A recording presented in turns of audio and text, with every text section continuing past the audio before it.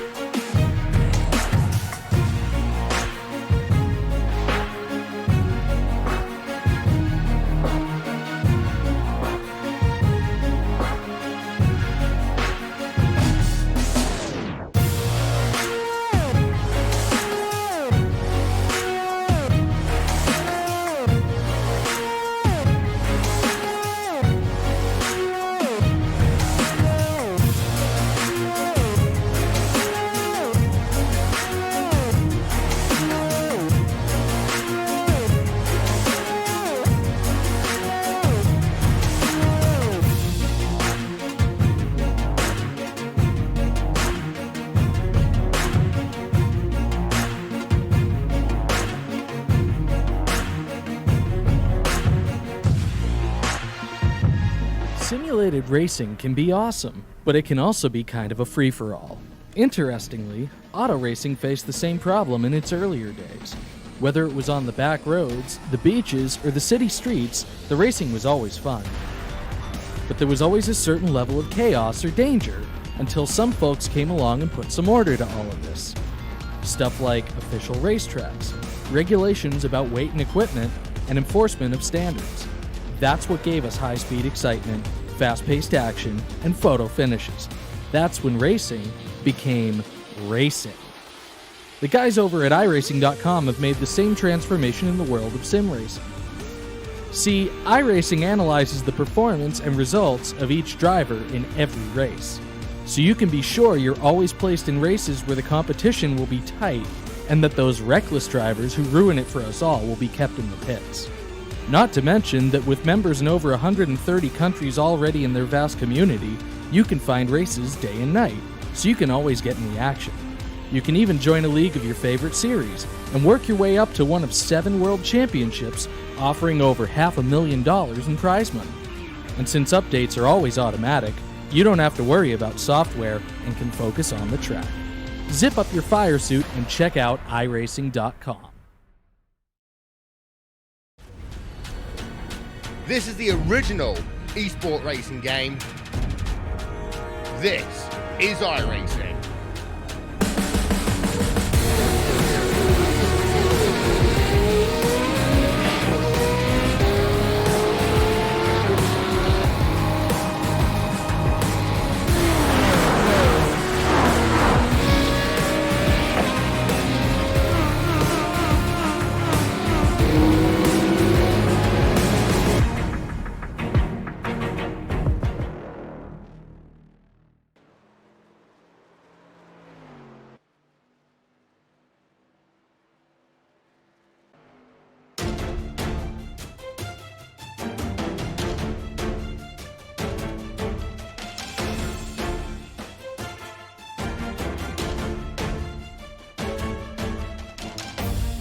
The road from virtual to reality starts here, where from the virtual New Hampshire Motor Speedway, we say good evening, sim racing fans, and welcome to the 4th race of the 2019 eNASCAR Ignite Series, powered by iRacing Playoffs. Happy that you're with us here on RaceSpot TV and the iRacing Esports Network. Evan Pasoko, Justin Prince, upstairs with you as always. And Justin, we come into New Hampshire, 4th race and final race on this opening round of the postseason. After tonight, we'll have an official list of 30 drivers who will go into Martinsville for that winner-take-all finale in 2 weeks' time. Yes, right now, if you're one of the drivers who have not made a feature, it's time to hit the panic button. It is a must-make or be risking the points kind of situation tonight with how tight it is. And mind you, this is a track known with the modifieds for tight racing. The restrictor points are on the cards tonight, which means it's going to be a lot of passing, but it's also going to mean tightly packed competitors amongst one another as they head down the stretch into the corners. Also a bigger racetrack as well, so when you compare it to some of the places we've been earlier in this postseason, say the Bristols, where we're getting around there really fast, this race, even those 10-lap heat races early on, is going to give drivers at least more opportunities to try to make something happen, and they kind of stretch their legs out to get in tonight if they have any hopes of doing the opportunity to go race for $10,000 in 2 weeks. Yes, indeed, right now, and this is, again, a track where it's likely to do so. But you also, at the same time, have to think about what there is the chance, let's say, of some of the drivers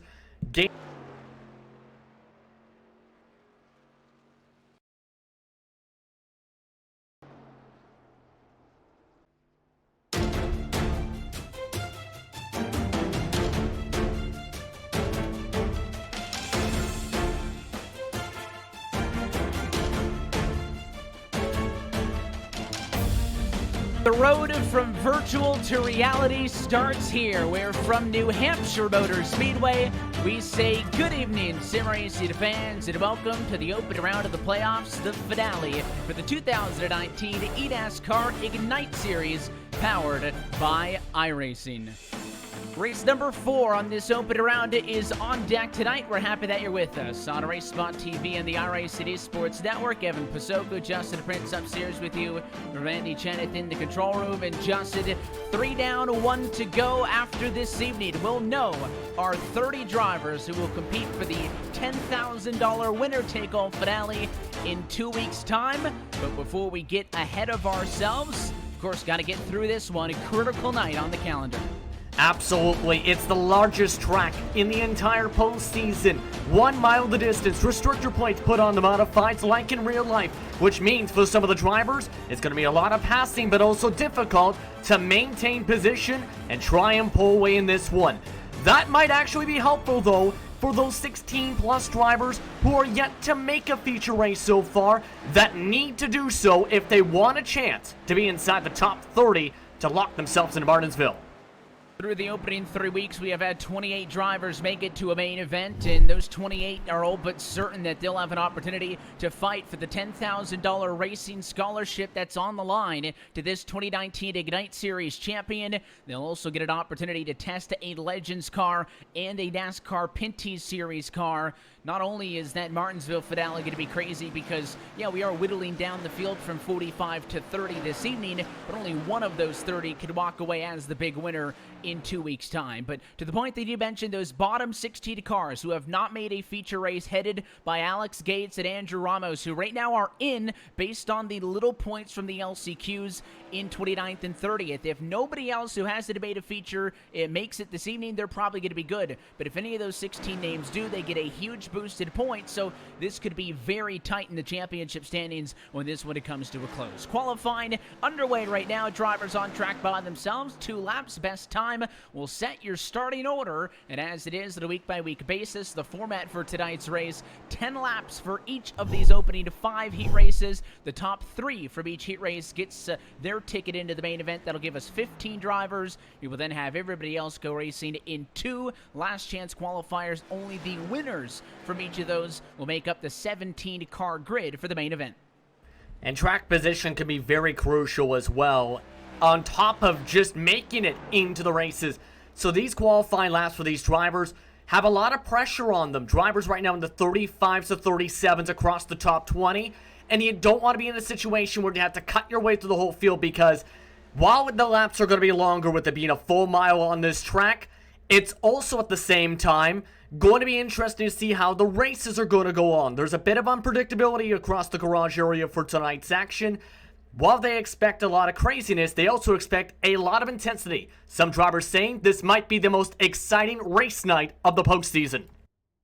Well, the qualifying has been completed, and we're ready to get week number 4 of the playoffs off and away. So let's go trackside. Take a look at tonight's Race Spot TV starting grid and a pole position for Heat Race 1, courtesy of the best time in the Q session. Cole Cabray will bring us the green flying tonight. He's only made 1 start so far this year. He looks to lock himself in this evening from the top position. And Parker Retzlaff will join him on the outside of the front row. The 1 car has won all 3 feature races so far this postseason. By far and large, the championship favorite. We also saw Garrett Lowe go 3 for 3 in the opening feature races last year. Donovan Strauss and Sean Leisure going to start 3rd and 4th tonight. Just behind them, the 20 of Michael Bumgarner rolling from P5. The man in P6 is in a must-make situation. Connor Hale in 6th spot. Andrew Ramos will start alongside Alex Grates as well in the 8th position. Round at the 9 drivers in heat race number 1 is Colton Salick. Which of those drivers in the last part of that order, all of them need to get in the top 3 to have a chance to go to Martinsville. Of course, New Hampshire Motor Speedway clock it in at just a little over a mile in length. The variable banking from 2 to 7 degrees. It's flat and it's a long way around for this opening round of the playoff finale. As we get set to name the drivers who will fight for the championship, we're ready to get underway on Race Spot TV and the iRacing esports network. Let's go racing from the Magic Mile. Green flag for Heat Race 1. And Cole Cabray with a good jump. He'll lead into 1 for the first time. It's Donovan Strauss in the 10 car. To the inside of Retzlaff side by side for 2nd position. Again, top 3 from this heat race move on. And you can see already, it's hard to get away with this restrictor plate here at New Hampshire Motor Speedway, but there's also a different matter of lines. You can see the bottom can work, but off the corner exit, that top line again is still a bit preferred. You can see a lot of drivers trying to fight side by side, including for that bubble. Retzlaff was able to hold off the battle for 2nd position over the 10, so now Strauss is just trying to maintain that final transfer position up against Sean Leisure, who started in that number 4 position and is ringing it around the outside. He's got help behind him. That 13 of Connor Hale also wanting to go to the outside with 3 wide behind.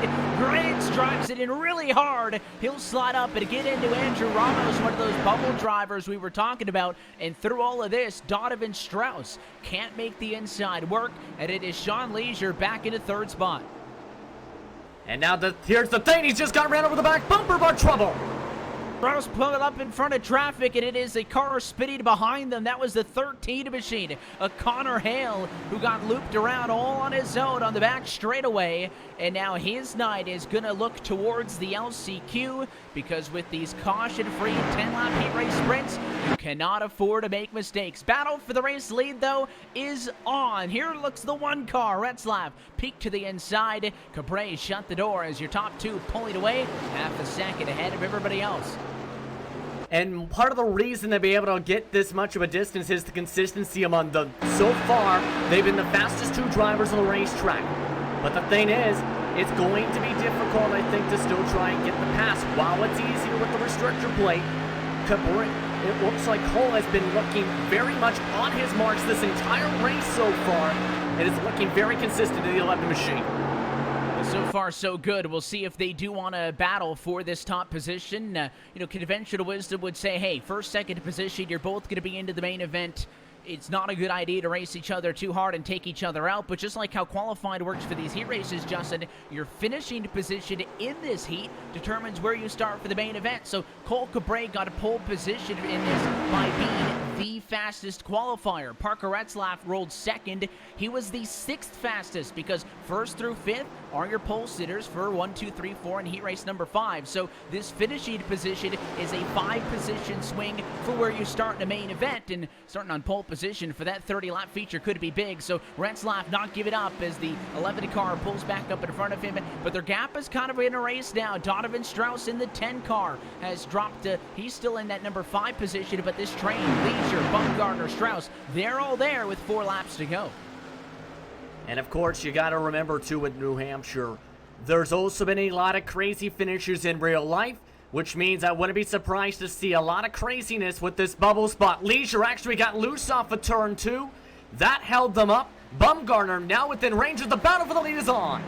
Retzlaff dives low into turn number 3, lower than he wants to be, so we'll see how much room Cole Cabré is going to give him. And the one car fighting hard to stay on that quarter panel, can't do it.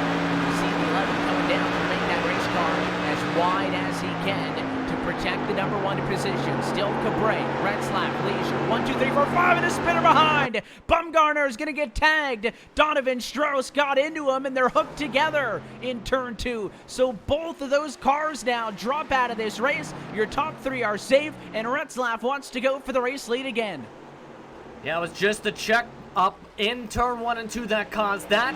But the thing is, Retzlaff just can't get the run off the corner to make the pass. He's going to need to either get to the outside, I think, or try and force a mistake.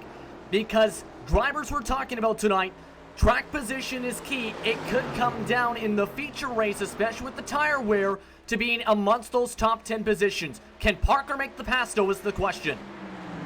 White flag in the air next time by in heat race number 1, so we'll see if the one car wants to continue to force the issue. This race looked like it was going to have a great fight for that transfer spot as 4th and 5th were closing in on Sean Leisure, but as they took each other out, your top 3 are now 2 seconds over the next closest car in the 29 of Alex Grayetz, who probably will not advance from this heat race, but he will have a very good starting position for his LCQ to try to keep his hopes tonight alive. Final time, though, down the back straightaway to turn 3. Retzlaff is on the bumper, but they are not going to get physical. And Cole Cabré, second start of the playoffs, he'll go pole to checkers, and it's the 11 car winning in the heat race number 1. Retzlaff finishing second position. He's easily on through.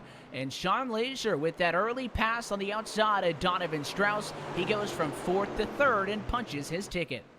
Last the drivers crossing the line, Alex Grayetz finishing in 4th. Andrew Ramos in 5th position. Colton Salick in the 6th spot. Michael Bumgarner along with Connor Hale. Donovan Strauss round out the 9 drivers in Heat Race 1. And we might see a bit more craziness in this one for Heat Race 2. Let's see how heat race number 2 is going to shake out. Go trackside, take a look at our Race Spot TV starting grid. Hunter O. Johnson on pole position for this one, with Dylan Parker on the outside starting in 2nd. Cam DeWeese 3rd, so he's in at the start of this one. We'll see how he battles with Andy Trippiano to his outside in the turn 1. Trippiano starting to 4th position. Mason Tessier rounds out your top 5.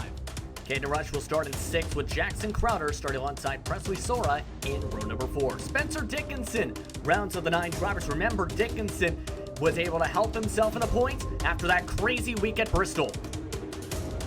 And we'll see how this plays out for all 9 of these cars. You get a majority of these names we've talked quite a bit about because they've been able to find themselves in feature races this season.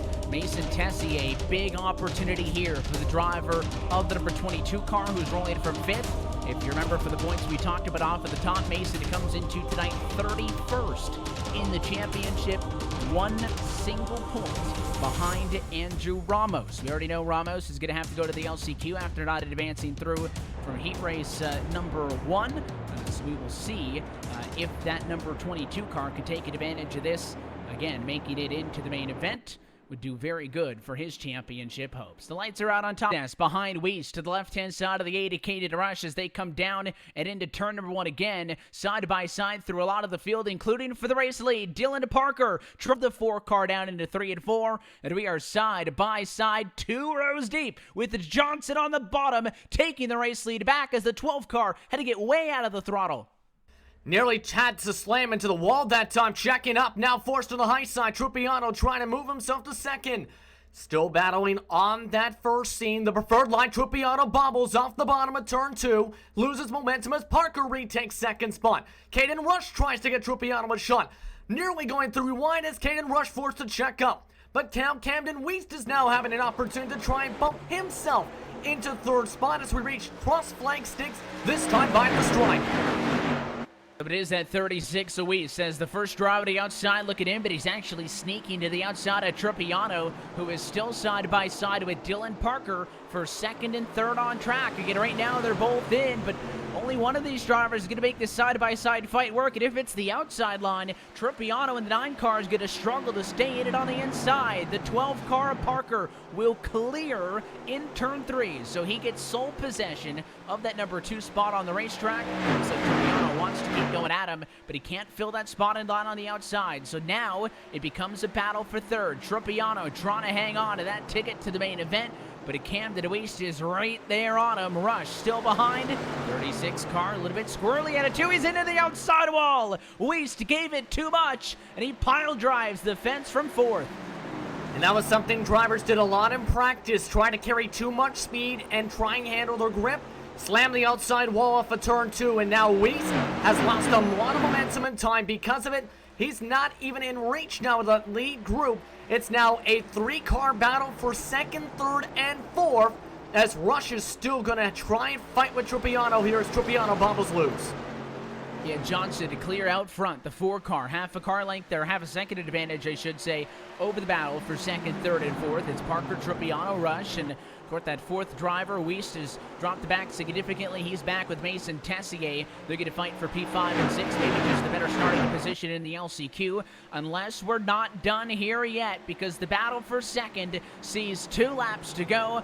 3 cars last time by within 2 seconds, or 2/10 of a second of each other, I should say, but only 2 of them can make it to the main, as Rush still looking for a little bit extra. He just can't find the right spot to pop out to make a move on Trupiano. He's going to have to force a mistake or do that. He said drivers were eventually going to burn up the bumpers. That time, Rush gave a shot to the back end of the 9, as he's going to have a chance maybe to make this move. 1 to go this time by. An awfully sensitive place for the race car to be messing around like that as Trupiano is on the panel. There to the 8 car now. Caden Rush goes to the bumper on Trupiano, but he can't make it work in 1 and 2. Final time down the back straightaway. Johnson's clear. Parker 2nd. Trupiano a car length over Caden Rush. The 8 car is going to go for the high quarter entry. He'll try to tuck low for the final transfer spot, but it is not going to be enough. And Hunter O. Johnson, winner of heat race number 2. Parker's 2nd, Trupiano in 3rd, are moving on to the main event. Rush, Weist, Tessier, Sora, along with Dickinson and Crowder, all not able to advance, though, in this heat race. Heat race 3, though, is another one with a lot of drivers feeling the pressure. A little bit of excitement in that one. A couple of cars getting together. Good battle for the final transfer spot to the end. 2 heat races and 2 different times we see drivers from outside of the top 3 on the grid, a driver able to make it in from the start of the race. Let's go trackside now for heat race number 3. Lucas Cram, the number 7 car. First one rolling. He'll be pole sitter for this one because he was 3rd best in qualified. Patrick Moose will start in 2nd position with Vincent Arthur and Max J. Cookson teaming up for row 2 in 3rd and 4th position. Just behind them, you'll find the 24 of Tyler Marble, who starts in 5th. Steven Rosales will start in the 6th spot. Rounding out the 8 drivers in Heat Race 3, it's Caleb Weekly in 7th and Preston McNeil in the 8th spot. For McNeil, he comes in 41st in the standings and is one driver needing a bit of luck to find his way in that top 3. And watch that battle for second right off of the get-go here. Max cooks it in the 4th placed spot outside of row number 2. He'll be side by side with Arthur. The 19 car can really help himself out by reading that 7 of Lucas Cram, who controls this start, and he can get up and alongside to maintain the inside positioning. The pace car to head down and in as Patrick Moose is looking to make his first main event of these 2019 Ignite Series playoffs. Green flag in the air, though, the 7 car off and away. And a good start for that 27 topside. Moose maintaining 2nd, peeking to the outside of Cram. And Cookson actually got into the back bumper and is already trying to get by him. A lot of congestion building up behind Moose. But this is actually going to help out a little bit because while it is congestion for that 2nd spot, 4th on back Evan didn't get the best of launches from Vincent Arthur. And that checks them up, so they get spread out a little bit, and we'll have to make up time to your race leaders, which, positions as tough as is a couple of cars scraped the ball. Moose and the 19 of Arthur got into the fence there, and the number 19's going to drop back here, side by side for 2nd and 4th, but it's hard enough to get around cars, but your real enemy here in a 10-lap heat race is time. You can't make up multiple seconds on your race leaders. That's why the start of the race is ever so critical, and our top 3 now single filing out, trying to get some distance. Now that's the main question of will they be able to work together to pull some distance. However, remember in Heat Race 1, first couple cars got about a 6-7 car with advantage on battles such as this, but eventually a larger train of cars was able to reel them back in for the final couple laps or so. So if they stay like this line of start, Arthur with Rosales and Marble, etc., they might be able to do the same thing as Heat Race 1 and reel in Moose to battle for this bubble spot.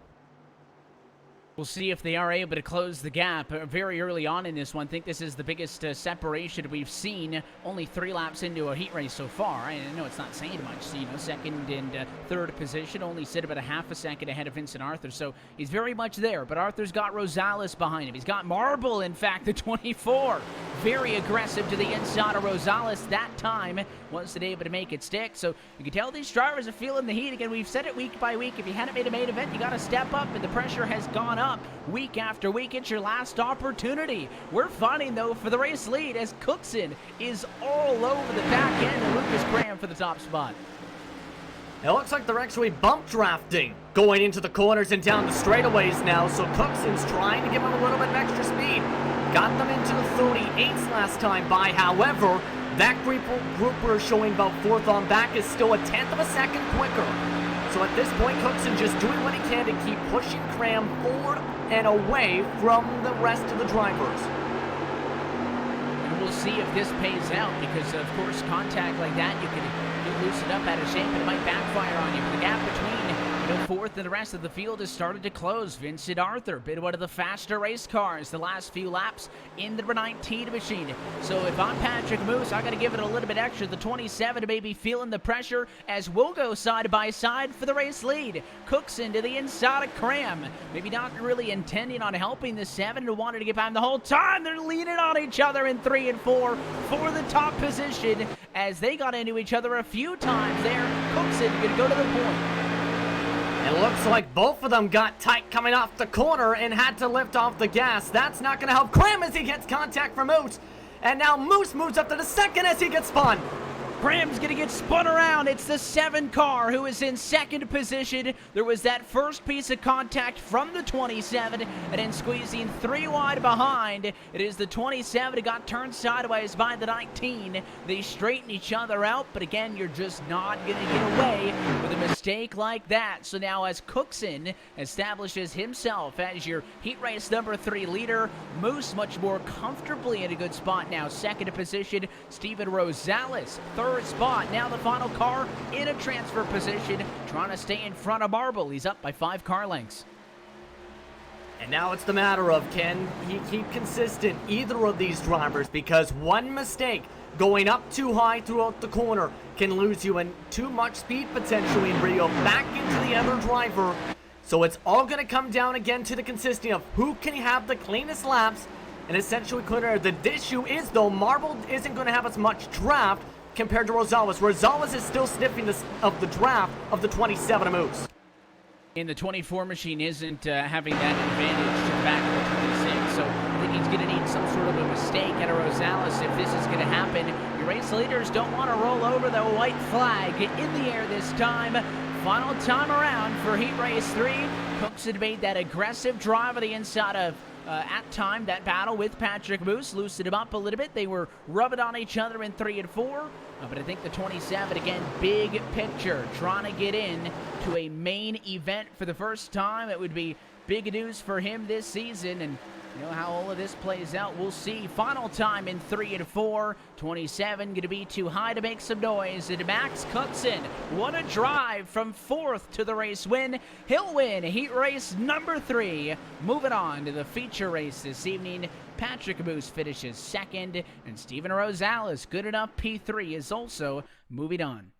Tower Marble not able to advance in that one, as well as Caleb Weekly. Some rough racing, though, from Arthur Cram in terms of luck involved in part of those contacts. Preston McNeil rounded out the 8 drivers in heat race number 3.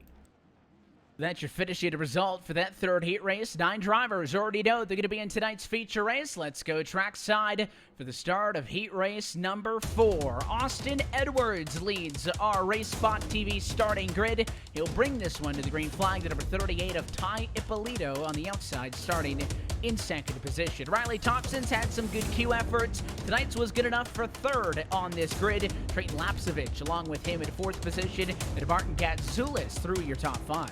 Emmanuel Wolf starts in the 6th spot with Colin Slife in the 7th position. Blaine Aiken will round the 8 drivers in heat race number 4. And again, we've seen what drivers will do here, especially if they're one of the guys that need in the top 30 still and need to make a feature. They will be willing to potentially make a move like we've seen in the last heat race to get themselves locked in. We'll see. We've already had a couple of names that we highlighted right from the get-go. Drivers close to the bubble that have either not made a feature race, or some drivers who have not done so yet but have already done it this evening. So the championship picture starts to thicken as we get deeper on into week number 4. Pace car off and away, though. It is an instant start for Austin Edwards. He is gone from the point. Leaves Ty Ippolito in the dust, but the 38 car should be able to hang on to 2nd. Here comes Thompson on the inside. He and Lapsevich going to duke it out for 3rd. And this is a little bit contested, but Ippolito having a good start here. But look at but drivers already taking the wall. We already had Edwards take the wall. He did it a few times in practice in the 25 machine. You can't afford that, though, too many times with these cars in the big show, so to speak. You don't want to end up having damage and risking your chance to go to Martinsville. And we'll see just how well they walk that line. A lot of cars up front, single file for the moment. Edwards leads, Ippolito 2nd, Lapsevich 3rd. Those are the cars that are in, and Emmanuel Wolf is the one sideways. The 35 was digging on the inside of turn 2, nearly spun himself out. And now a battle is on for 2nd. It's Lapsevich to the inside of Ippolito. If they get caught fighting, Riley Thompson may just reel them in. And nearly spinning out was both Gatzoulis and Colin Slife who made contact, but they were able to save it. This is going to help a little bit in the case, pardon me, of Wolf. However, this has already broken up the field into 2 separate distinct packs with all the contact. Top 4 and everybody else. And of course, only one car in this lead group's not going to make it all on. Thompson actually drove it into the bumper there that time. Lapsevich using that push bar on the front end of his modified to send a message. I don't think he went for the move quite yet. We're only 3 laps down in this heat race. Again, you have a lot more time. It is still 10 laps, but 10 laps in New Hampshire is a world of a difference than the same distance what we saw earlier in this postseason at Bristol. So the 18's in a comfortable spot. Car length difference between 3rd and 4th. Let's see if he goes for an aggressive move early or if he'll sit around, maybe buy some time. Honestly, if I was Thompson, buy some time. As we've seen so far, you need to wait for that right opportunity and utilize the draft, time up the passes for multiple laps. It's been that case all postseason in the wheel and modified tour machines. But with the restrictor plate to think about as well, you're going to need to see if you can time up the run off the corner while also making sure you don't get too loose while trying to carry the speed. If you do that, you'll be able to make the pass. Until then, you have to be patient as more cars try and hold on to their grip. And again, in these shorter runs, you do have the ability to drive them a little bit harder. You don't have to maintain as much as what you will have to do later on this evening for that 30-lap main event. So you can push a little bit more off the get-go, past halfway now in this heat race. And not convinced that Taya Polito's satisfied with a second. He'll look to the inside of Edwards for the race lead into 3, but he's not going to drive it down that hard into the corner. So it was just kind of a flash of the nose. And, he'll jump back up in line with the 15 car there also. But Riley Thompson awfully close. If I'm the 50 to Lapsevich, Justin, I'm getting nervous. I might want to go up on Ippolito, try to make that pass before the 18 can get on me. I would too, because if you can get away from that bubble spot, I think, again, as you said, you'll be okay. You just need to, again, time it up right. However, we've seen many times drivers make mistakes in the postseason, including last year at Martinsville, where they try and get that extra pass, an extra position, they end up not even making it to the checkered flag in the feature race. So you don't want that same situation where you have to risk it on points by being too over-aggressive. He goes for that higher line. In fact, the 50 to Lapsevich also running that outside line, and hurt him a little bit on the speed for the quarter exit. Here he comes. Thompson looking to the inside. I thought that was going to be it, but he tucks right back on him. Rides the bumper into the corner. Something tells me, just with the way that these guys have been racing, that this may come down to a late bump by Thompson in the final set of quarters. 2 laps to go, this time by. It's still Edwards from pole. Ippolito, second position. He's been there all night long, but it was Train Lapsevich who put the pass on Riley Thompson from the get-go to take third away. The 18 still with an opportunity to come back, and Ippolito's into the outside wall. The 38 car gave it too much in 2, and Lapsevich to the inside. He'll squeeze him up the hill and moves him. Ippolito gonna fall all the way to 4th now. I said wait for the mistake in front, and that was the mistake there. Contact with the wall, losing momentum. Now Ippolito is the first car out all of a sudden in this heat. Still 3/4 of a lap to go, though, and Thompson is much more better off of turn 2 compared to the 15. The mistake came from a row further up. It was Ippolito who bobbled. Lapsevich pushed him on through, and Riley Thompson still wants to get a spot from the 15, but he kind of just fell into 3rd spot and off of the quarter. Edwards is going to hang on and win a heat race 4. Lapsevich moving up to 2nd. Thompson is good. He finishes 3rd, and Ty Ippolito's going to be kicking himself as he falls to 4th. And will have to deal with a last chance qualifier. The last half of this heat had some rough moments. Blaine Aiken got up to 5th. Emmanuel Wolf had a few loose moments off the corners. Colin Slife in 7th. Martin Gatzo was round out the 8 drivers. But still 1 heat race to go. And then the challenging part happens if you're in the LCQ. But there's a lot of powerful cars in heat race 5, Evan. Yeah, we'll see what these names have got for us as we go trackside and take a look at your Race Spot TV starting grid. Briar LaPrade is best of them all, so he'll start on pole position for this one. 5th best in the overall qualifying session, and Dylan Alt will roll from 2nd position. Jose Salas Jr. starting 3rd with the J. Mitchell Adams in the number 4 spot. Behind them, it's Aaron Mulrooney Jr. in 5th. Dominic Howell starts in 6th with Sean Wisnowski in the 7th spot. The number 41 machine, Samuel S. Garcia, comes into the night as well on the bubble underneath the top 30. He'll round out the drivers on the grid.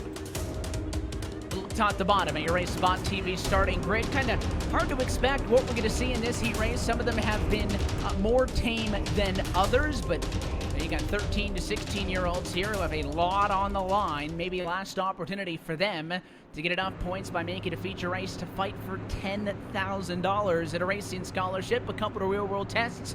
It's a big deal. It's a final heat race of the open round of the playoffs. Pace cars off and away. Brian LaPrade does what we saw Austin Edwards do in that prior heat race, and that is go very early. He'll lead to turn one. And it was an equally good jump by Dylan Alt, who's there in second. Third place, contact. J. Mitchell Adams gets punted in the wrecking behind. The 5-car Solace is around also. And that's not the best way to start a heat if you're a couple of those drivers, especially if you're on the bubble. Just unfortunate contact, but look at the lead already contested between the red-hot Alt and LaPrade.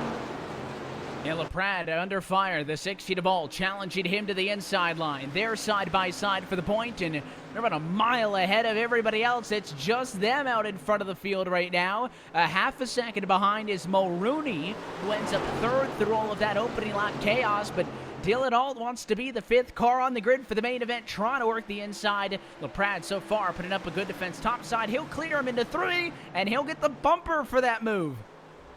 And while Alt has shown a lot of speed throughout this postseason, he has also, when he's had a chance for the lead, not been too patient, have to be quite frank. He's been aggressive, been not afraid to use the bumper bar, and now wouldn't be surprised if he tried that contact again in another lap or so to try and get around LaPrade. We'll see how committed to this he is going to be. I don't think the risk is really there. We've been mentioning maybe drivers would be a little bit timid, knowing that if you go to make a side-by-side battle, you slow yourself down, you could invite more cars into the fray. Aaron Mulrooney Jr., I think, has a good opportunity to win this heat race. Third place is clamped down on him, but J. Mitchell Adams fourth. You're looking at a second deficit back to that spot. So as long as you're within reason and you keep it clean, our top 3 could go at each other in the battle for this heat race 5 win. Alt really committed to trying to make the bottom line work. Yeah, he's really trying to get down to around that first seam. A lot of the other drivers are trying to essentially go up more so the second seam that you'll see more so once the tires wear. So he's trying to carry more speed in the corner entry. The thing is, though, that means you're not as quick off the exit since you're able to be much more straighter and more of the throttle by being on the second group. But everyone's already back down to the same line, and it looks like Alt is the most comfortable of the 3s. He's back on the bumper. Right on him, peeking to the inside again. Dylan Alt wanting to make another challenge for the lead here as the 6-car Mulrooney not picking lines. He'll run the middle behind him, and he's got a front row seat at this battle, but LaPrade seems confident enough for the outside to not be throwing blocks when the 16 flashes the nose. So if I'm the 3-car, I'm feeling fine. Dylan Alt has been very aggressive, though, so I think my only concern if I'm Brian LaPrade is if he decides to move me up and out of the way. Again, you're looking at a difference of 5 positions on the grid when we get to the main event race. So you're in, yes, but there are still things at risk and up for grabs. 4 laps to go this next time by. 16 cars still lurking.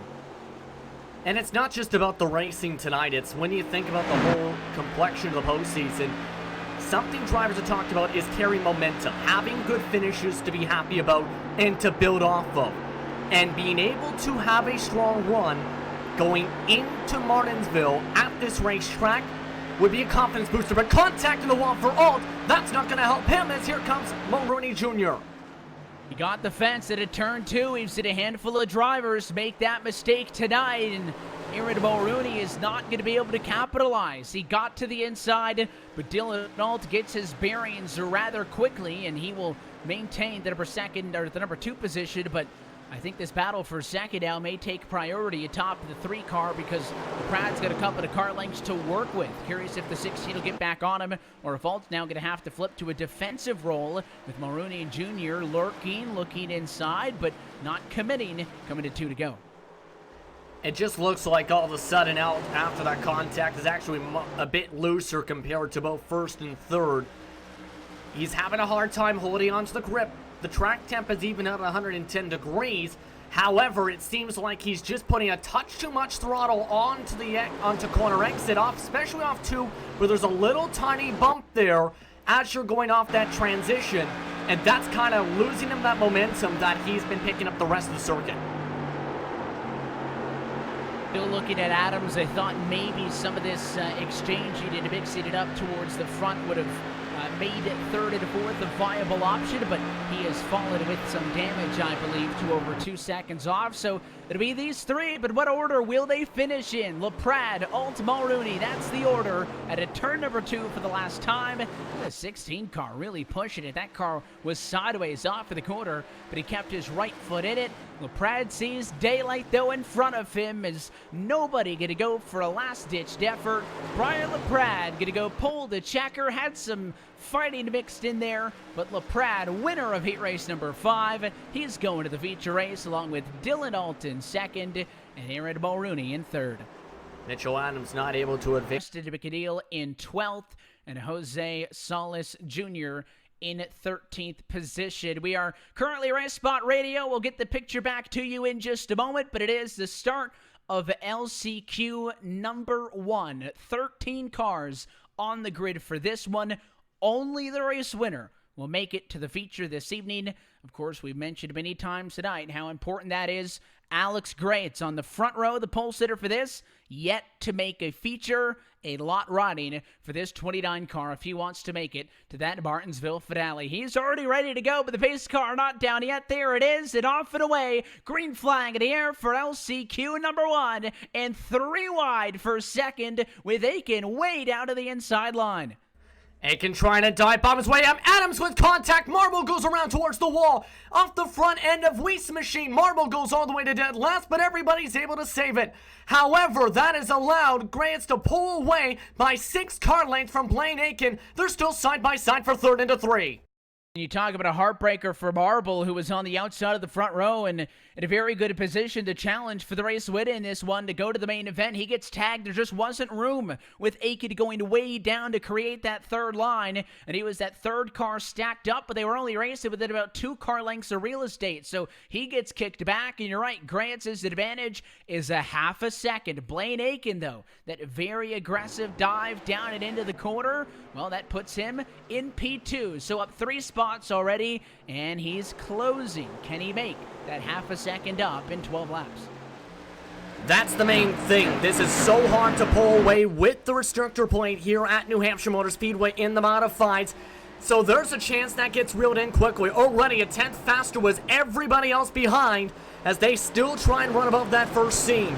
Everybody single file second on back, trying to reel them back in as they continue to try and catch up and fall. Already the gap is down to 4 car lengths, heading through 3 and 4 this time by Evan.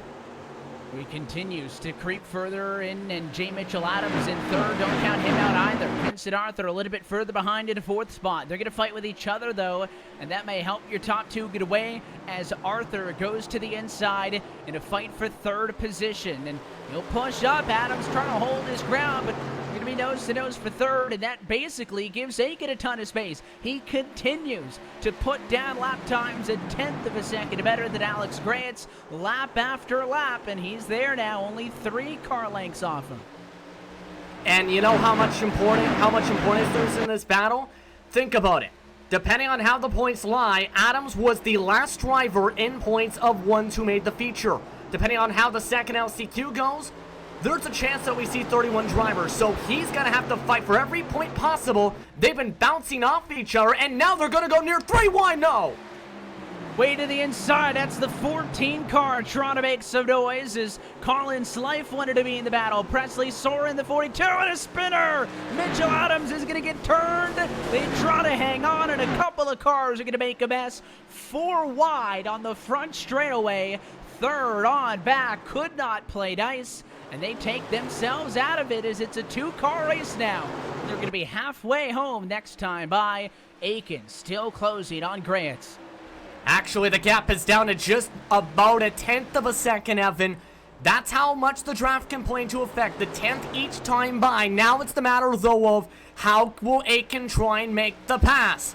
Because remember, Grants needs these points to get to Martinsville, and Aiken has been looking stronger corner entry to apex until there, getting loose on the bottom off of turn 2, sliding his way back into the groove. Trying to get to the inside, but he's not able to make it stick, so he'll reset, tuck back in line, and he gets set to try it again. closing to the bumper.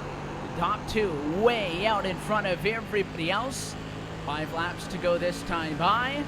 Sit and wait for the right opportunity, and the way that the 31 machine was able to close in, Justin, yes, the draft does help, especially at a big racetrack like this at New Hampshire, but I think it just also shows that 31 is better. That doesn't mean it's going to be a cakewalk to pass him, but it is possible, so it's all down to if he can execute now, give it the chance. Yeah, you hit it on the nose. I think he's had, even while being in the second place car, the more consistent of the driver who has been in the cleaner air. So it's the matter, again, can he keep that said consistency lap after lap? The tires still are going to be wearing out a little bit here. And don't be surprised if towards maybe the final lap or so, that groove starts to shift up half a lane. And I'm curious to see if Aiken can take advantage if the grip goes right towards his direction to make a move off the corner right now, because at the moment, he's evened himself out with the 29. And they're even at the moment, so they're in a good position right now as they've kind of balanced out and sit in a good position. So if I'm Grants, that helps me out a little bit, but I'd feel an awfully lot better if I had a few more car legs, and it wasn't a good turn two. Grants pushes up. Here comes Aiken side by side for the race win in LCQ number 1. It's the first time the 31's been that close, and I think they almost touched in turn 3. Side by side now, looking for 2 to go. And Grants is working the heck out of the wheel right now, sawing it like a banshee on the outside line. That's how much he's trying to have to wheel control with a lot of the pressure this time. Gonna keep on trying to shuffle that. Nearly shuffled too much as they both got loose off 2.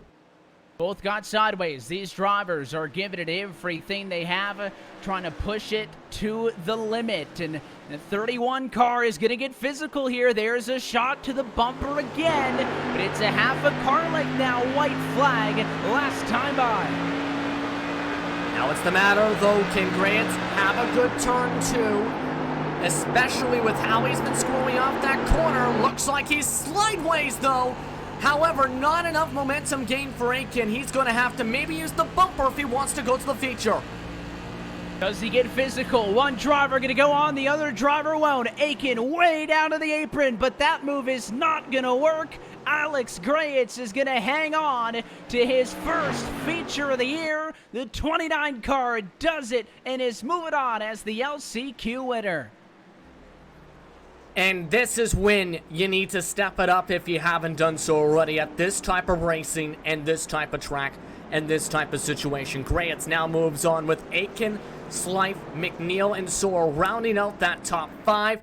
Look at Jose Solis Jr. able to recover to 6th, Marble to 7th, Connor Hill 8th, Adams Weist round out the top 10 with Arthur Garcia and Salick all not moving on to tonight's feature.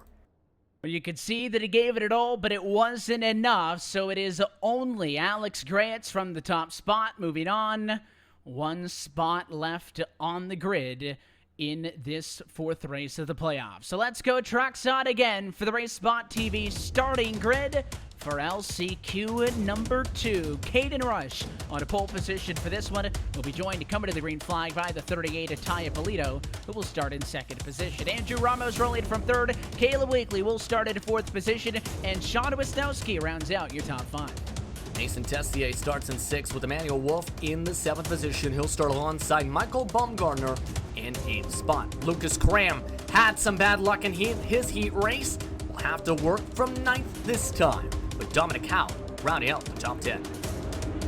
Continuing on through final 4 include, you've got Spencer Dickinson back there at 11th, Martin Gatzulis in 12th, along with Donovan Strauss 13th, and Jackson Crowder 14th position. So look top to bottom at your Race Spot TV starting grid. Getting set to come to the green flag this time. So we saw last time the desperation from, if you're outside the top 10, you're probably not feeling too hot. But those cars 4th through 7th, they feel close enough. And those are the ones you have to watch to maybe get overly physical and probably get themselves into some trouble before these 12 laps have expired. The pace car going to dive down and in. Caden Rush with a lot on the line takes the green flag. LCQ number 2 is off and away, and we'll fight for 2nd behind the 8 car. They're already 3 wide, in fact, heading to turn 1, and nearly some trouble there with some of the contact. But this is the kind of aggression we were kind of expecting in this LCQ, as this is the last chance for some of these drivers to get a chance to go to Martinsville here. That is allowed, though, on Andrew Ramos, the driver on the bubble entering tonight and needing to make this feature to be able to hold on to third for now. And that 41 car peeking to the outside, so this is the closest battle up front. It's Wisniewski and Michael Bumgarner going at it. So how about the 20 going to 8th to 4th position, making some early noise here at LCQ and giving him a real opportunity to fight for this one. But as the 41 car crosses over the 20, shuts the door, and I wonder if they're only hurting themselves by going at it this hard. And now the 41 wants to go back at him. He'll look outside.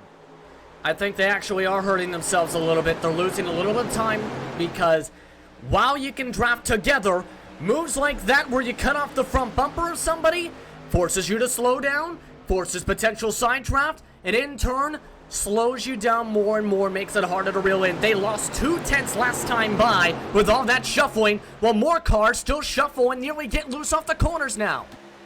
They're fighting 7th on back, but it is heated up towards the front of the field to get only the top spot in this race matters. Rush is still trouble. at it from pole. And a couple cars in the wall. Strauss in the wall. Gatsulis also spins around.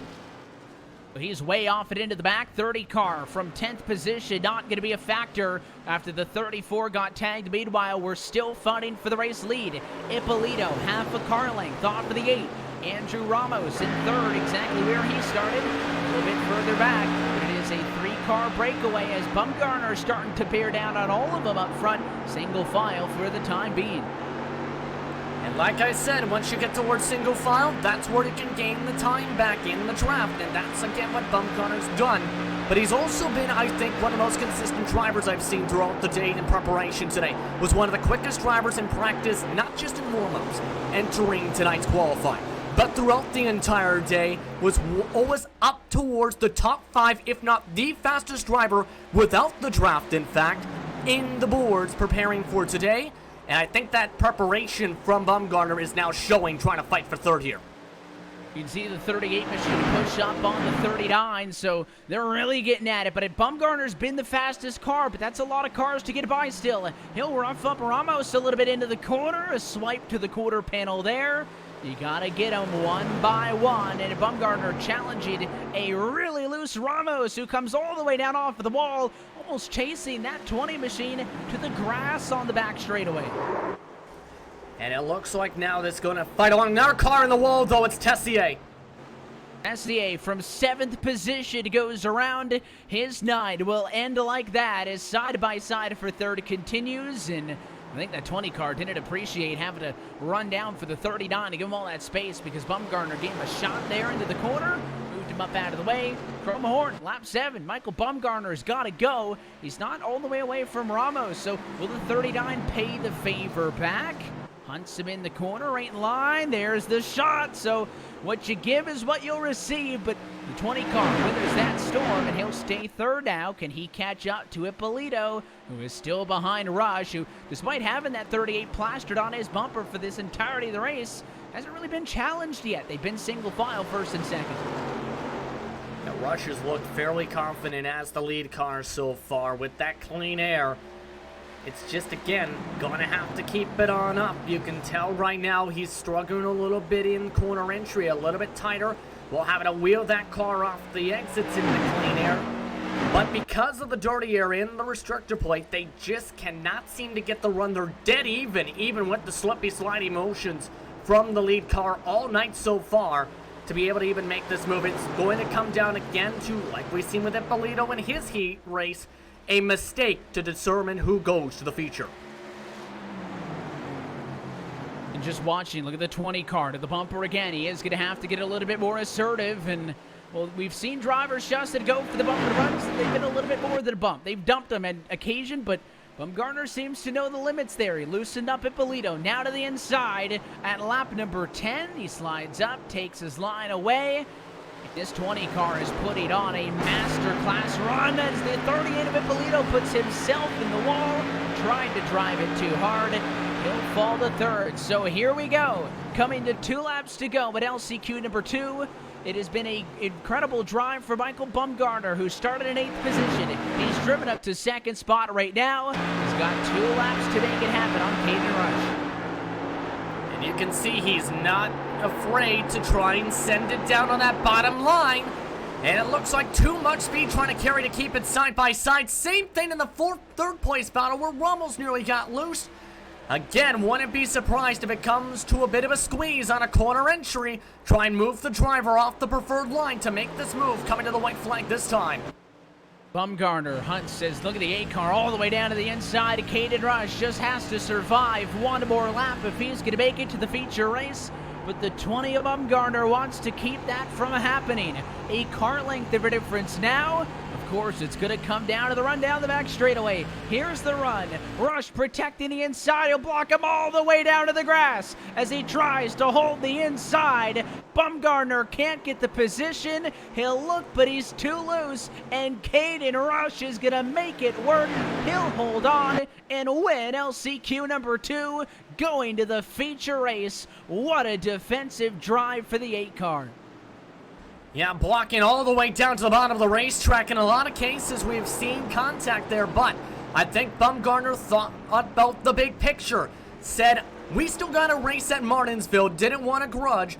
Decided to let him have the spot while he tried to fight for it cleanly on that bottom side. Just couldn't get the momentum. He's the first driver out with Ippolito, Ramos, Cram. Rounding out the top 5, Wisnowski, Howe, Wolf, Dickinson, Weekly, Strauss, Tessier, Crowder, along with Gatsua's Evan. All not able to move on here. But of course, big hits for those drivers as now we get set for the feature race tonight from New Hampshire. And if you're just joining us here on the iRacing Esports Network with this Ignite Series powered by iRacing, this is the final race of the opening round of the playoffs. So after tonight, the top 30 in the championship standings will be the ones moving on to the winner-take-all $10,000 finale at Martinsville, again in 2 weeks' time. That one is going to be an exciting race, Justin, but a lot hindering on this. But if you've made it to the main, it is a big step. There's some drivers in this feature race right now that have not done it at any of the other prior 3 weeks in Richmond, Bristol, or Thompson. So we will see a shakeup by that points cut line after this. But to transition into a topic a little bit away from that cut line and up to the very top spot where these guys are fighting for that $10,000 scholarship, the Test and Legends, and a Pinty Series car. That's kind of what the bigger names have been fighting for, and there is none bigger than Parker Retzlaff, who finished second in his heat race and will therefore start P6 for this main. He has won every single feature race this season. He made it look easy the first 2 weeks. Last week, he had to make an incredible drive to get the job done. 3 for 3 so far. That matches the mark set by what we saw Garrett Lowe do last year, winning the first 3. He wasn't able to get the 4th, so can Retzlaff go for some history tonight? He already knows he's safe on points, so he really wants that checkered flag. Yeah, I was talking about this a little bit with him tonight. He said that it's gotten easier as the postseason's gone on to deal with the level of energy needed to be shown to keep up that type of consistency. And don't forget, Evan, on top of that, he's coming off a top 5 in the K&N and East race last weekend at Worldwide Technology Raceway at Gateway. So he's got a lot going for him right now. But there is still pressure, I think, even though there's still a lot that can happen to try and be the first driver to make it 4 for 4, because that would be an ultimate accomplishment. We thought what Garrett Lowe did was going to be unmatched, but Parker Retzlaff has given him a run for his money this season. Let's go trackside as we get set to go feature race seed from New Hampshire. Cole Cabre will lead our Race Spot TV starting grid. Again, your top 5 are all your heat race winners. So heat race 2 winner Hunter Johnson will start second. Max Cook's in third. Austin Edwards 4th. And most recent heat race winner Brian LaPrade rolling from 5th. Parker Retzlaff will have to work his way from the mid-pack of the top 10 and 6 with Dylan L. Parker in 7th. Patrick Moose making his first feature of 2019's postseason will start in P8, while the Canadian Trayden Lapsevich, getting ready for the Canadian Short Track Nationals this upcoming weekend, will try and move himself up the field starting in 9th. Dylan Alt rounds out the top 10 starting positions. John Leisure will roll from 11th position. Andy Tripiano in 12th. Steven Rosales 13th. Riley Thompson 14th. And Aaron Mulrooney Jr. through your top 15. The rest of the field sees your LCQ winners Alex Grates, and Caden Rush. So we talked a lot about the points on the line just to get this far, Justin, but now a lot. 40-point difference between the winner of this race or finishing at the back. And again, for some drivers, if we ended up having more than 31 or main event qualifiers this playoff, it could come down to where you finish in this one. 30 laps. It's a long way. It'll be our longest main so far, distance-wise, this season. And it's still going to be a tough race because this will be the longest they've run, yes, but it also means the tires are going to wear much more. The lines are expected to move up the track as the race goes on. It's in control of the field. An 11 car off and away, green flag in the air as we go feature racing at New Hampshire Motor Speedway. And look how tightly packed your race leaders are into turns 1 and 2. Capre will clear off a quarter 2 before Johnson actually hunting to the outside, but it is not going to stick. He'll lift and let the 11 car go. So Cookson and Johnson go side by side for second. But again, a lot of cars up front here as the 4 gets muscled out of the way. Yeah, nearly made wheel-to-wheel contact with Cookson. That got him off the racing line and actually got his nose nearly steered off. So Cookson able to get the job done for P2. But again, keep an eye on Retzlaff. Remember, he had to go from 9th all the way to the lead at Thompson. It's going to be a bit more difficult to do so here if you're in that 1 machine. But that's going to help a little bit as Edwards tanks the wall. Edwards got into the fence, and he's going to drop way back. It's going to cost him a lot of spots. The 15 to Lapsevich to his inside. Edwards going to be out of the top 10, and he gets moved out of the way again. So Lapsevich through, then on a Tropiano through. Again, 17 cars, by far and large, the biggest field that we have had on track tonight. And that shows to show you that it stays true to what we saw in the heat races. Early mistakes really hurt. Yeah, while you can gain the positions back, it's difficult to do so. It's going to take a lot of time and focus to be able to keep up on the wheel the whole time. If you get back too aggressive and end up trying to get all the spots at one go, that's where disaster will strike, and that's where that could be potential race end, as we've seen that a couple times in the heat races this season. We have, and I think drivers have started to learn how this plays out. Again, these 4 weeks of the playoffs is not the only competition that they've been doing. They've been racing for the better part of the summer months through an 8-week regular season that saw over 340 drivers compete back towards the tail end of the field. More drivers in some action. The 15 to Lapsevich side by side about mid-pack, 9th out of 17, and there's a good fight now with the 25 right up on him of Alston Edwards, trying to recover some of the positions that he just gave away. Yeah, and that's in part because he was also taking the wall, and that time Edwards takes him on the bumper bar, pushing up on the corner entry. And there goes Lapsevich losing more spots, so that opens up a conveyor belt once again and kind of puts pressure on if you're side by side. If you try and squeeze too much, or if a driver pushes up too much and gets tight, that could potentially hurt your momentum overall, as Lapsevich nearly hit the back end of Thompson this time. And he's going to try to find a spot in the line, and he will, as Leisure got into the fence a little bit there. 15 car working with some limited real estate. Now the 29's in it. Alex Grant. So again, the LCQ transfers make it in, but they're going to go a long way to the front. And I mean, these guys are just leaning on each other. Further up the road, Thompson to the inside of Austin Edwards. This one a battle for 10th position. We'll see Edwards try to hold the outside line. Randy Thompson scored the other 3 spots, looking for another. And one of the things to keep an eye on, the track temp is to its coolest it's been all night so far, about 103 degrees Fahrenheit. So the grip is going to be a little bit more higher up there. But we got trouble off of turn 2. Grant's had an issue. He's locked up off the corner. His night is done just like that. He was working on the inside. The 29 is going to take a tow to the pit lane. After that car just came to a lock, I have to imagine that must have been some sort of a hardware failure. If your wheel and pedal set becomes disconnected, you got no control. And it is one of the risks, unique to sim racing, is all your equipment's got to work, and that car completely shut down. It doesn't only take him out of the race lead, but it really checked up the cars behind him who were trapped there. Yeah, there's been races on the endurance side of things where drivers have said they've had their steering column break in half.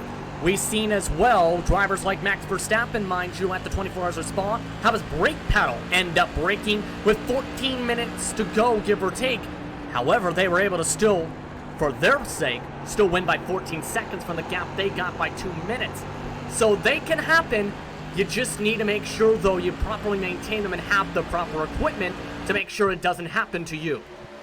That onboard shot you saw there with the two-car of Cookson, I mean, just plastered on the back of Cole Cabrera for the race lead. Shows you just how tight these guys are running and how much confidence they have as well with breaking to points and where you lift to be able to run on somebody's bumper like that. Again, Cookson right on him as they dive into one, but in all the heat races, we saw separation, and maybe that was from some of the chaos as the 11 car bobbles a little bit. Cookson maybe had an opportunity to make some noise, but stays in line. Oftentimes, we saw the top 3 or 4 break away, Justin, but this is a single file train, 1st through 8th position, all within a second of each other, and barely any space amongst these cars. And the more they stay single file, the more I'm thinking, too, is who's going to try and be the first driver to step out and try and make an aggressive move? Who's going to try and make it side by side and charge to the outside? Because that line is expected to potentially come in at about 5-10 laps or so towards the end of this race. So these drivers, I think, are just setting themselves the motions to try and prepare for the opportunity, just like Parker's now taking for 4th. Side by side for 4th as Retzlaff is kind of quiet early in this one. Can't get the spot away for LaPrade. He made an earlier pass to get to 5th position when some of the top cars, the likes of Edwards and Lapsevich, had dropped the back in this race. But other than that, the one actually hasn't been able to get some spots on a racetrack in a battle like this. And he's trying to work the inside of LaPrade. There just isn't enough grip on the inside off of the corner to get a good run down the straightaways. And listen, that's critical any week. But when you're talking about these long straightaways at New Hampshire Motor Speedway, you really need to make sure you're on it off of the corner. So Retzlaff will tuck back in line. It's going to take about a lap or two, I think, to get himself some momentum back in towards a rhythm once again. Should note again, the track temps are now shooting back up as well, so the drivers who might have leaned a bit on the cooler temps and that more grip are now sliding once again. Retzlaff got loose, LaPrade got a bit loose that time in 2, and Cole Cabrera has been getting loose in the race lead here and there as well in that clean air like we've seen in the heats and LCQs. So they're getting a bit slippery now as the tires reach their midway point of the race life. Now that we creep into 14 laps into the run, of course, further than the longest distance we've gone from this 12-lap LCQ. So these cars are going to start to handle worse and worse. In fact, the worse they have all night long. That's not to suggest that these drivers don't have an expectation of how they're going to drive. Of course, these guys put in so much practice in the weeks between, and if you think that they've been trying a lot, they got an off week till Martinsville. There's going to be a ton of practice going on between now and then, Justin. But they have an idea, but they haven't raced this hard. They haven't been pressured by a car right up on your bumper for all now 15 laps of this race. So you are going to be wearing those tires down a little bit more than what you would have done in a mock green flag run in practice. And it's where you have to be on top of it, especially with the numerous number of mistakes we've seen with drivers not finding that lateral grip off of the corner with the very minimal bank in here and putting it in the fence. Yeah, and I think when you look back at the schedule, too, it's kind of set up to where drivers are able to learn as the postseason progresses as LaPrade got contact from Retzlaff. LaPrade's been taking the corner entry of turn 1 a bit higher, and now that's bottled everyone up for a spin. Be behind the leaders, so up front still good as LaPrade tries to recover. That piece of contact that he had was him getting into the back of the 4 of Hunter Johnson, and that's really the only blip in this line here. They're still doubled up, but 2 car lengths between those 2 cars. It's about the biggest gap we've seen top 5 all night long so far. Cookson starting to flirt with the inside. He stepped out of lane that time in the 1, didn't actually go for the move, and Cabrera's been getting loose a couple of times down at this end of the racetrack, mainly off of turn 2, but the 2 car of Cookson, 4 of Johnson, staying committed to staying in line for now. That actually checked up Johnson up the wall towards the wall in turn 3. So it's now going to be interesting to see when does Cookson step up. Remember, he bump drafted like he's doing now to Cole here for his heat race, and then with a couple laps to go, stepped out, and it made the pass for the race lead. I can see the same thing happening here with how much they're now getting bottled up and how much these drivers are having to check up. Even down the straightaways now, they're having to get out of the throttle to make sure they don't hit each other. It kind of looks like a single file line that you would see at a plate track. We really haven't seen a complexion to a main event so far in this eNASCAR Peak Antifreeze, or the Ignite Series, I should say, playoffs to this point. So it's a completely different race. If New Hampshire would have its unique characteristics, they get a larger racetrack.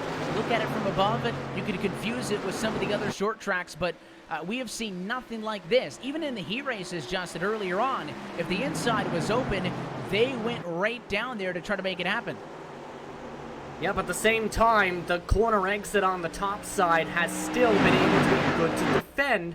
And I think you still need a second driver to help you, whether it's in front or behind, to get the pass completely done with how the draft has been today in this race, whether it's been the heats or the LCQ. So I think they're just waiting for the right moment to go. I think you don't want to make it too early, Evan, because there's still 10 laps to go this time. If you try and make that pass right now, drivers might jump on you, and then you lose your chance to try and win this race because you made the move about 5 laps earlier like you do at Talladega or Daytona, as some may say. Yeah, you get pinched on your own line, and everybody else will get a team up on you. So that may be why, if I'm Cookson, I'm going to wait and try to make my move late, where if it doesn't work out, that's it. But, try to go for the race lead at lap number 9, and you make a mistake very early on, doesn't help you out. We're past 2/3 distance, though, inside of 10 laps to go in this main event. The 2 cars still second. Of course, the full running order at the top of your screen. You can see that some of the drivers, Edwards, Parker, out of this race, have had issues like Dylan Parker, as noted. It's actually Edwards and Grayetz who are out of the race, but everybody up now. Your top 7 is the battle. Thompson has fallen back from 8th, so has Tropiano in 9th, but your top 7, single file line, are all trying to fight for this one, but still, it's a game of chicken. Nobody making a move. And I think still, I'm still waiting for Cookson to be the first driver to check into the bottom side. Because I still see him being the most hungry of the drivers. I think he's the most likely to be in that spot to make a pass. But he's going to need, again, to do it at the right place. If he does it at the wrong moment, then I can see Johnson hooking up with LaPrade and Retzlaff and then driving by him. And then Cookson getting shuffled to around 4th or 5th by the time he finds his way back to single file. So again, needs to time this up right if he wants to make the move, because it looks like Cole, while he's doing a great job here, he is continuing to get a bit more slippery off the corner exit.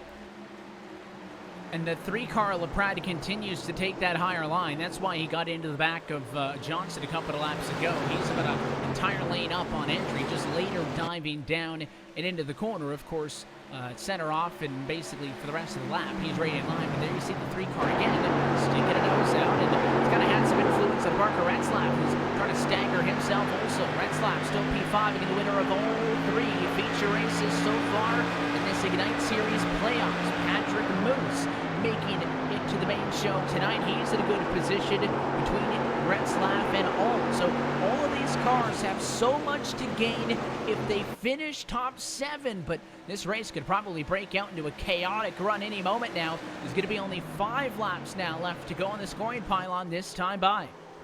And I think when we start to see the aggression level go from about this calm level of staying single file to go to about 10, I can see that going up at 3 laps to go. With how the passes have been done today, that's kind of been that situation where it's been the most comfortable and the most situational. And it looks like now Cookson is trying to set him up and ride that back bumper bar to get him off the corner exit loose to try and get a run. Looks like they have a car first driver trying to make a pass to the back of the group, though. Dylan Alt wants to move up to 6th.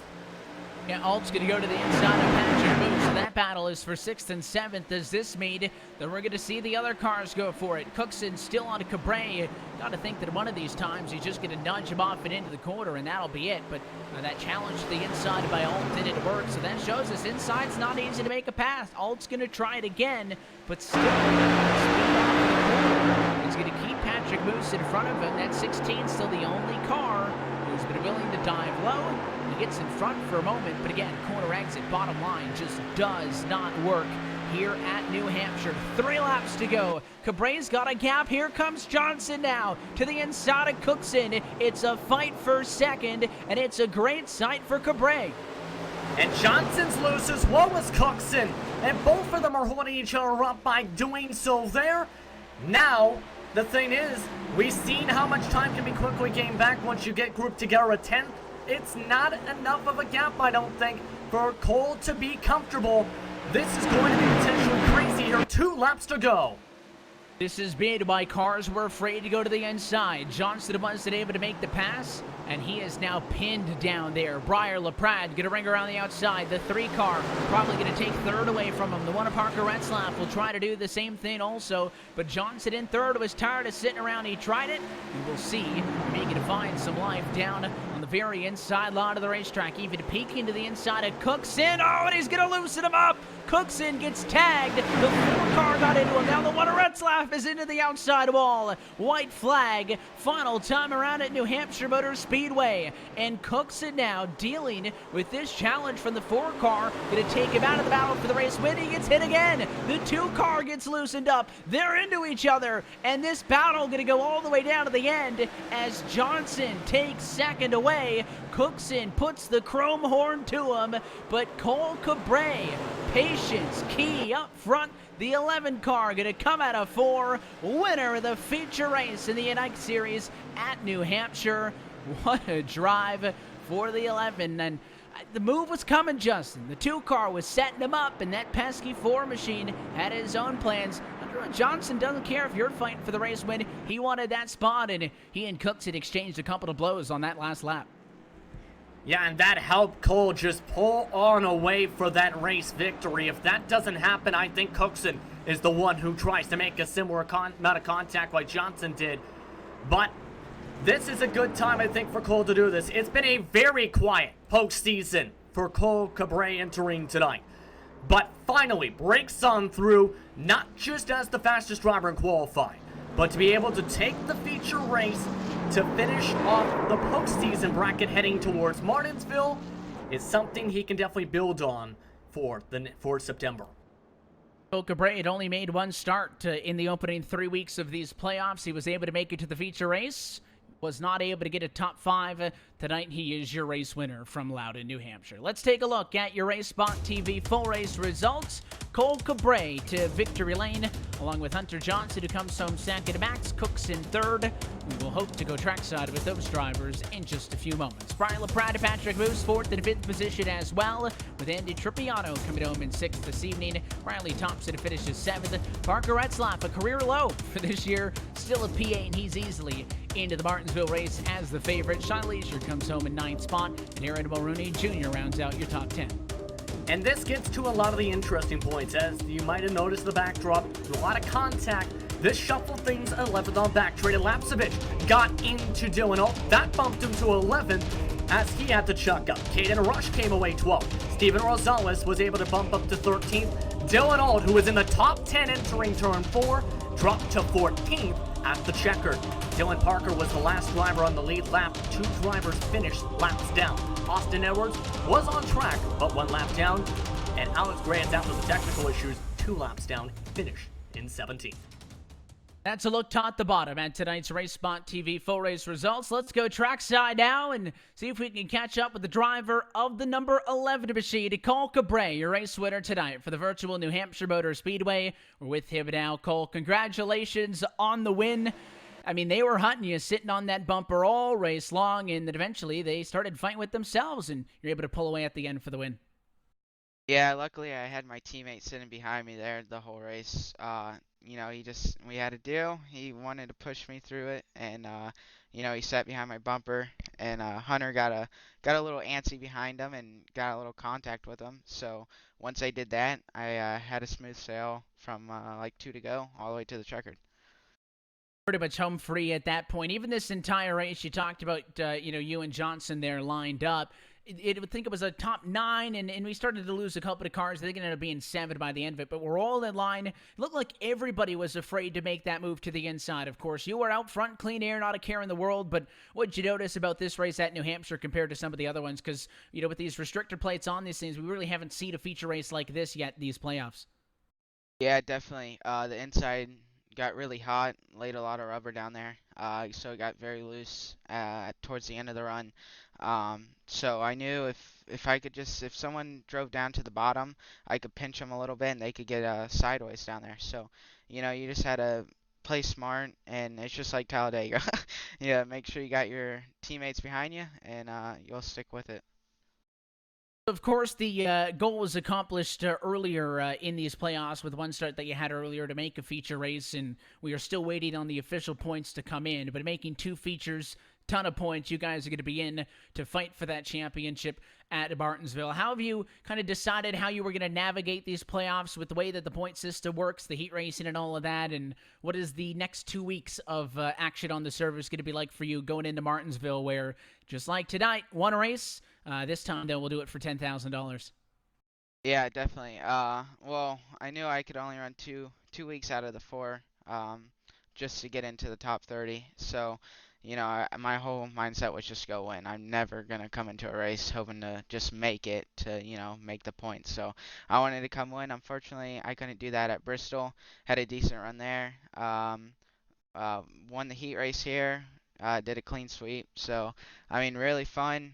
Just looking forward to Martinsville, and gonna gonna do some research, some testing, see what we can get done before the main race.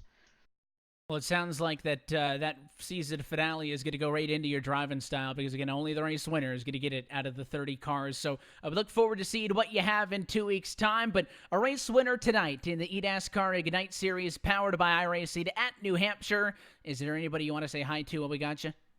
Yeah, definitely. I would like to thank Swindell Speed Lab, Max Cookson for my teammate.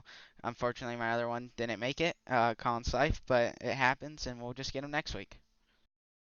It was a very dominant showing this evening. Pulled the checkers in the main event. Cole, again, congratulations on the win. Congrats as well on advancing, and we'll catch you in 2 weeks' time. Yes, thank you. Race winner tonight from New Hampshire. And the other driver in that conversation, Hunter Johnson, comes home in second spot tonight. Just at good points for the 4-car. Again, also going to be well off easy at away to Martinsville. You're with him now. Yes, indeed. Hunter O. Johnson having a strong run tonight.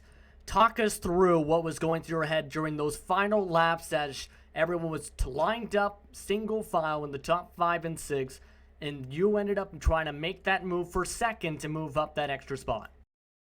Yeah, that was just there was so much momentum in that single file train. If you tried to jump out, you couldn't really. I mean, you'd get freight trained pretty quickly. Breyer hopped right on my outside as soon as I did that, and I mean, I was lucky that they were getting checked up, pushing each other down the straightaway, so that kind of allowed me to gain some ground back into the corners. And I mean, just with 1 lap to go, I wasn't trying to get into Cookson, but I mean, I didn't really have anything else. I didn't really have any room left. I was just trying to push as hard as I could, and he was cool about it. We're good friends, and he's a racer, and he understands. So I mean, that was just a great points race for us, like you said. After last week getting wrecked on the first lap, that was tough. But I'm really excited to move on to Martinsville now. And getting right to Martinsville, in fact, as you bring that up, now the pressure is on. Winner take all, essentially, for the scholarship and the chance to test a Pinty Series machine. How difficult is it to try and keep that mind focused to try and get yourself ready to go for what could be a dogfight in September?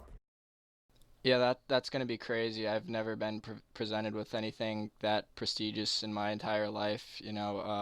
For someone who most racing experience they've had is running go-karts at my local go-karting place. That'd be absolutely huge.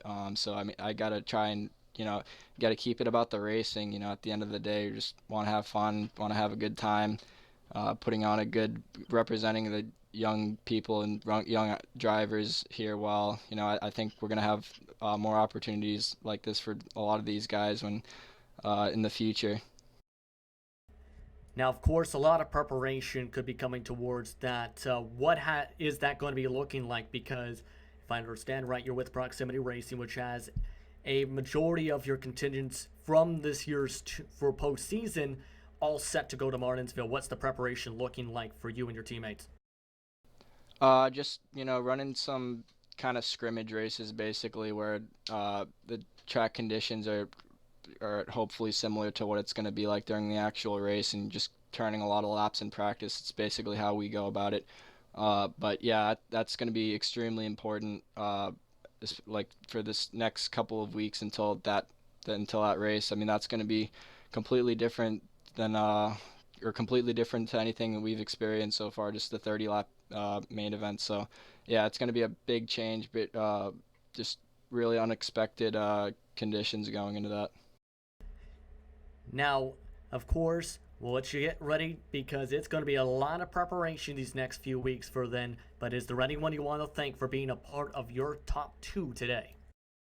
Yeah, I just got to thank everybody at Proximity Racing, all the guys helping us out, all of our drivers practicing together. I think that's the difference between us and the rest of the field. We have enough guys where it's like we're kind of racing our competition, where they're kind of more single practicing and getting to compete with guys when they're practicing. But just all those guys, Splash and Go paints for the paint schemes we got on these cars. Trey Shuttlesworth Images is also on the car. All Serve Garage Doors. Just people. It's amazing that we actually have people helping us out through this. It's just really cool, and I hope they stick on. And of course, iRacing for putting this on, NASCAR for sanctioning it, and just you guys at Race Spot. It's been really fun. Congratulations on the second place finish tonight here, Hunter. Thank you. That was Hunter Johnson coming away second tonight. And it was mentioned teammates being helpful. Of course, it was talked about by Cole. A teammate was pushing along Cookson. You're standing by with him, who came away in third, Evan. Yeah, it wasn't all single file. A couple of cars were mixing it up, and that includes that run to the end as Max Cookson, who comes home in third place tonight, was mixing it up with both Johnson and LaPrade around, and we're trackside with them now. Max, congratulations. Good result for you guys tonight, finishing third at New Hampshire, and it looked like in that main event there that the qualifying and having the success that you guys found early on with the heat race win obviously really helped you. Yeah, Cole ran a really good lap. He got to start first in his heat, won that. Had to come from fourth in the first heat, got it done. Found a hole there in second, coming off a 3, and just tried to hung on, just stayed behind Cole and tried to come on P2. Was a goal. Of course, you guys very familiar with the format now, having gone through the opening 3 weeks of these playoffs and to get to this point. But the objective is still to learn and to obviously put up a battle for the race win. But obviously knowing that your position into the championship race was predetermined based on the success that you had already found. Was tonight maybe a race where you would have risked a little bit more to go for the race win, or does it stay business as usual as much as possible? No, yeah, the goal tonight was just the 1-2, and we had it for 28 laps, and then kind of lost it there at the end, but third, still a really solid run. So still a great result for you, and I feel like we were already asking this question off of the first week, but knowing that now it comes down to one single race and an opportunity to race for a $10,000 scholarship and a handful of real-life testing opportunities, how is the outlook headed into the paperclip in 2 weeks? Obviously, with teammates, there's going to be some give and take early in the race, but I think when it gets down to the wire, there's, it's win or nothing. So, I mean, there's going to be some bumpers and some hard racing, but I just think it's going to be about, positioning yourself to be able to make something happen at the end. We certainly look forward to seeing how that one plays off, and just for extra measure, they give you an off week to make sure you can get in as much practice as possible. But it's a good result for you guys. Strategy worked out for the most part, and you walk away with a third place finish tonight at New Hampshire. Max, again, congratulations. Yep, thank you. I'd like to thank Accelerated Motorsports, Alex McCullum, spotting me and Cole tonight. Just doing a good job calling when Hunter was getting a run. Big thanks to Cosman over at Splash and Go Graphics and everyone who helped out. And thank you for your time. And again, congratulations. Enjoy the week off, but I don't think it'll be without much stress. It'll be a lot of testing. Good luck at Martinsville. That's a talk with your third place finisher, Max Cookson. It'll continue to roll on down the line. Justin, standing by with our fourth place finisher this evening, Brian LaPrade.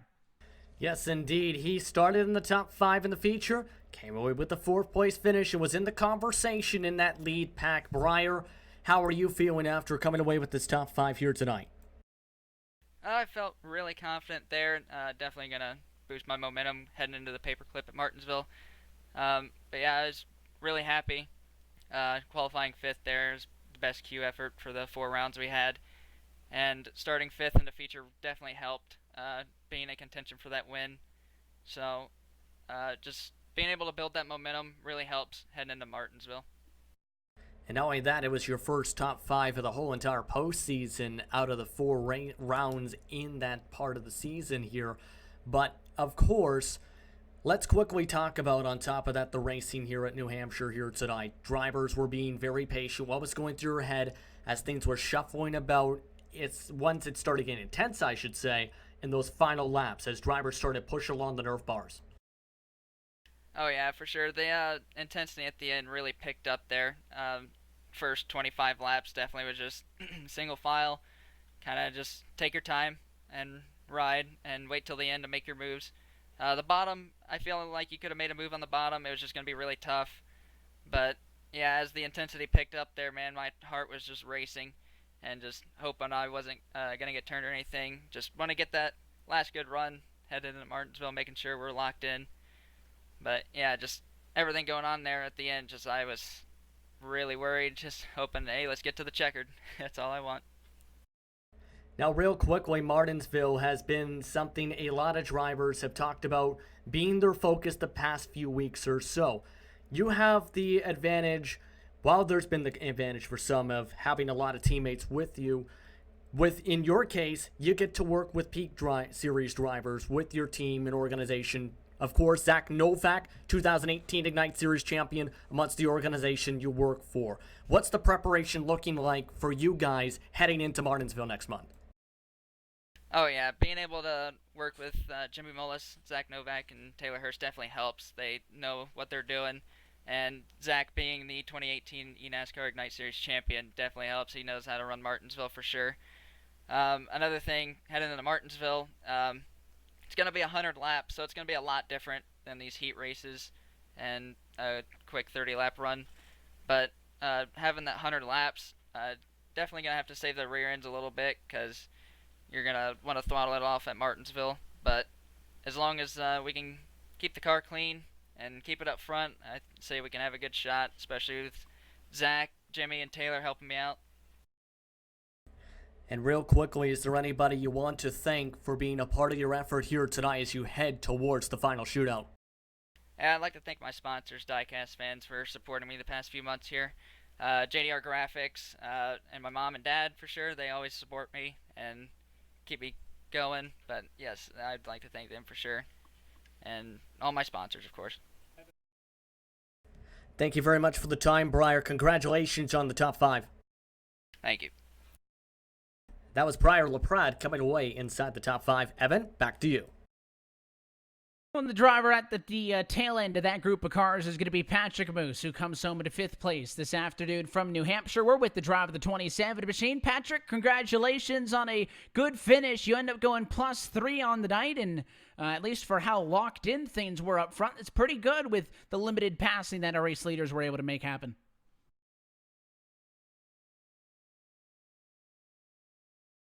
Get a copy with us, Patrick? We'll hold a moment and see if we can get the mic working for the driver of the 27 machine, who finished in 5th position in this race. But Justin, I mentioned the positions gained because, Cabré wins it, started from pole, finished there. Johnson finished 2nd, and, so on. Cookson, no changes, 1, 2, and 3. It got exciting late, don't get me wrong, but certainly winning those heat races helps you a lot because our top 5 are pretty sturdy. Patrick Moose was the only driver to start outside the top 5 to get into the top 5, going 8th to 5th. Couple of big movers behind him also. Tripiano 12th to 6th, and Riley Thompson 14th to 17th as well. Yeah, there were some good performances here tonight, but it kind of also had the vibe when you think about it to last year's 4th race of the postseason. Drivers trying to be calm and not wanting to have grudges carry their way into Martinsville because, as we've talked about, that is where the prizes are on the line. 100 laps, the longest distance by far in the Ignite Series in 2019. There are caution flags, however, I don't think, want to be one of those drivers stuck towards the rear end of the field. It's going to be very important for drivers to be good in qualifying and maintain position and time their passes because it's going to be a lot of pressure if you want a chance at the grand prize for the 2019 season. a lot of people will be watching that as well. So it's going to be a lot of pressure. Remember last year, though, Evan? Garrett Lowe had been dominant in the postseason bracket. Then in the final shootout, went aggressive for one position, ended up not even making it to the checker flag after flipping in his Legends car in the feature race. So that is going to be something to watch. Who's going to be able to keep it clean and consistent the whole race? And we know the 30 drivers that will fight for the championship. In fact, over the course of these last 4 weeks, 30 cars exactly had made it to a feature. So everybody who appeared in any of our feature races are going to be racing for the championship. Of course, Retzlaff, the best of them all. Johnson, Trippiano, LaPrade, and Cram, your top 5. But down by the cut line, it is J. Mitchell Adams as the last driver in. So Andrew Ramos to the company 31st on back. All those who didn't appear in a feature race are not going to be racing with us. What do we see? Just 30 cars take on Martinsville for that season finale. That's in 2 weeks' time, but that is it for us here tonight from New Hampshire Motor Speedway. I want to say thanks on behalf of our entire team at RaceSpot TV and at iRacing, and for your broadcast crew tonight. For myself, Evan Pasoko, Justin Prince, and downstairs, Randy Cheneth, want to thank you for tuning in and congratulate Cole Cabre as your race winner, and of course, all 30 of our cars who are making it into the season finale. For more series info, you can log on to eNASCAR.com, but we will catch you in 2 weeks' time on Thursday, September the 12th, for the winner-take-all finale at Martinsville Speedway for the regular season and the playoffs now to the championship of the 2019 eNASCAR Ignite Series, powered by iRacing. There's $10,000 on the line, and we'll catch you then back here on RaceSpot TV and the iRacing Esports Network. Until then, good night from New Hampshire.